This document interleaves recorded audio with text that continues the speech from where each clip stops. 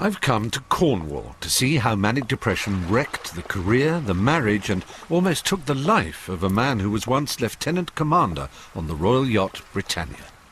Here we are, Princess Margaret one side, Lieutenant Commander Harvey there, and Majesty the Queen there. 22 years ago.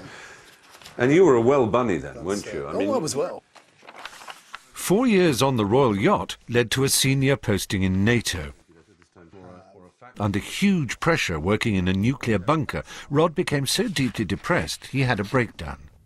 My self-confidence seemed to be just seeping away, and my self-esteem, and then I couldn't sleep.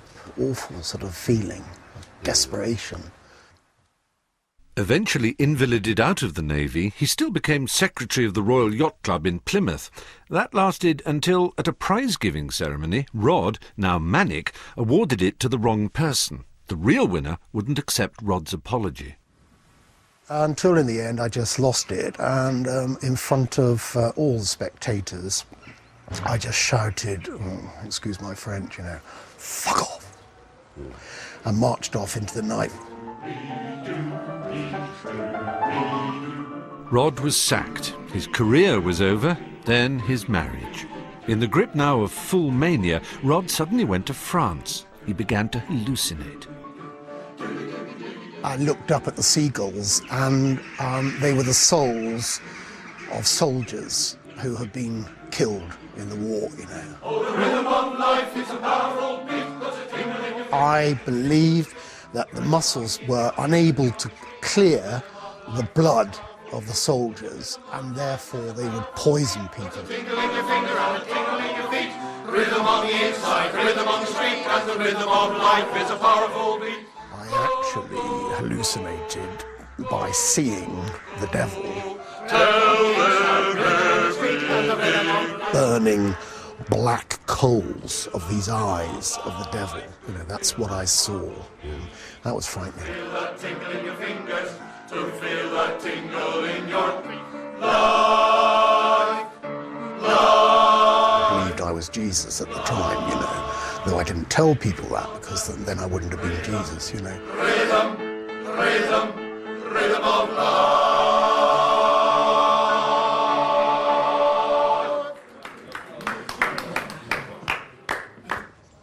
Rod was brought back to England and sectioned at this psychiatric hospital in Plymouth.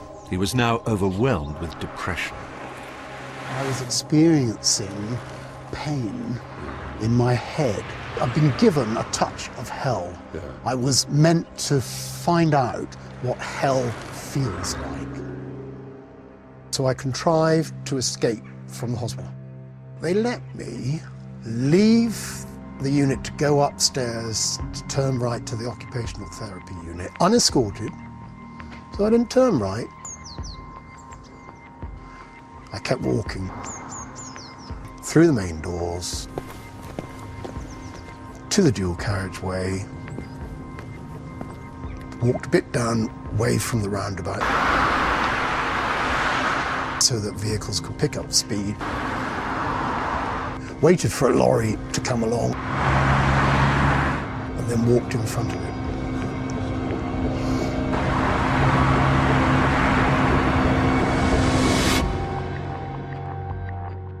I had actually compound fractures of both legs, of every bone in my legs.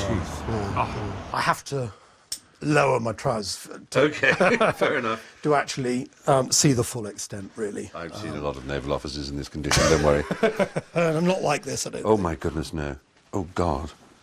That is really extraordinary. Can you just give a twirl, as they say? That is indicative of what must have been a savage injury.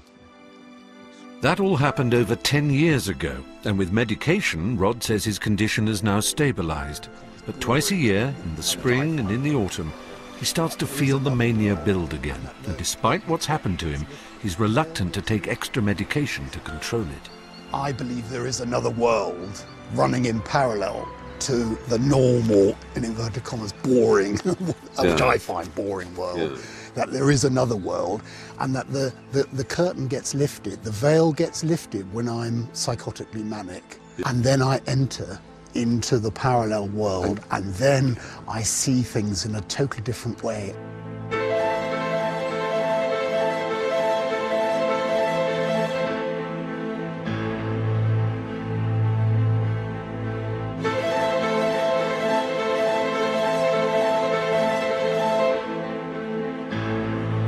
I will go into pubs and I will see angels. You know, I know that they know who I am, and I know who they are, and we have a tremendous sort of bond between us because of a shared knowledge.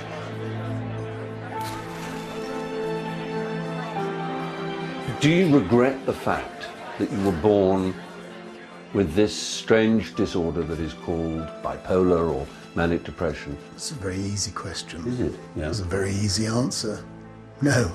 You don't regret it? No, not for a second. Because if you've walked with angels, all the pain and suffering is well worthwhile. Wow.